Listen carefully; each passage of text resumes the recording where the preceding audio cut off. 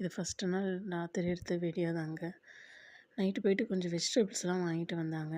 ஏன்னா கொஞ்சம் அந்த மார்க்கெட்டில் பார்த்திங்கன்னா நைட்டு கொஞ்சம் ஃப்ரெஷ்ஷாக கிடைக்கும் எல்லா வெஜிடபிள்ஸும். ஸோ கொஞ்சம் ஃப்ரெஷ்ஷாக எல்லாத்தையும் வாங்கிட்டு வந்து எல்லாம் எடுத்து வச்சாச்சு. கொஞ்சம் காய்கறி மற்றதெல்லாம் நான் வந்து ஃப்ரிட்ஜில் வச்சுருவேன். இந்த உள்ளி பின்ன கிழங்கு வகைகள்லாம் என்ன பண்ணுவேன்னா கூடையில் வச்சு வெளியில் தான் வைப்பேன். அன்றைக்கி நைட்டுக்கு வந்து ஒன்றும் ஸ்பெஷலாக செய்யலை, கஞ்சி போதும்னு சொல்லிட்டாங்க. ஸோ கஞ்சி வச்சுட்டு அதில் கொஞ்சம் கேரட்டு, கொஞ்சம் பருப்பு அதெல்லாம் போட்டு லைட்டாக சும்மா கஞ்சி மாதிரி வச்சுட்டு ஒரு தேங்காய் சம்மந்தி அரைச்சாச்சு. அவ்வளோதான், ராத்திரிக்கு உள்ள டின்னர் முடிஞ்சிச்சு. அடுத்த நாள் மார்னிங் நெக்ஸ்ட் நாள் மார்னிங் வந்து மீன் குழம்பு வைக்கலான்ட்டு வச்சோம். ஏன்னா பாப்பா வந்து ரொம்ப வெயிட்டு குறைஞ்சிருச்சு. உடனே டாக்டர் வந்து கொஞ்சம் மீன் ஏதாவது கொடுங்கன்னு சொன்னாங்க.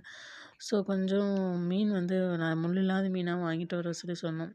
ஆக்சுவலாக இந்த ஊரில் என் மீன் என்ன மீனுன்னே எனக்கு தெரியல. ஏதோ பேர் சொல்கிறாங்க. எங்கள் ஊரில் அது டிஃப்ரெண்ட்டாக இருக்கும்.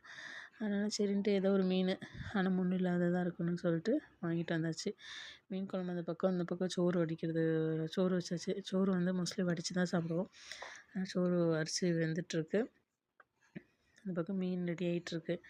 மீன் குழம்பு வச்சுட்டு அப்படியே மீன் வறுத்துட்டு இன்றைக்கி அவ்வளோதாங்க சாப்பாடு.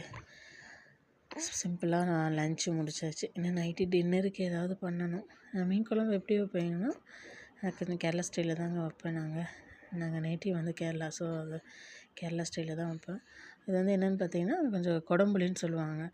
மீன் குழம்புக்கு போடுவாங்கள்ல அந்த கொடம்புளி. நான் மோஸ்ட்லி ரசத்துக்கு கூட இந்த புளியை தான் நான் யூஸ் பண்ணுவேன். நல்லா தான் இருக்கும். ரசத்துக்கு நீங்கள் யூஸ் பண்ணி பாருங்கள், அது நல்லா தான் இருக்கும். போட்டுட்டு கொஞ்சம் அதை நம்ம குழம்பு வைக்கிறதுக்கு முன்னாடியே அதை நல்லா ஊற வச்சிடணும், நம்ம புளிப்புக்கு ஏற்ற மாதிரி. நான் இதில் ஒரு 2 பீஸ் தான் வச்சுருக்கேன். ஸோ அந்த 2 பீஸ் தாராளமானது புளிப்புக்கு. இது வந்து மீன் வறுக்கிறேன்.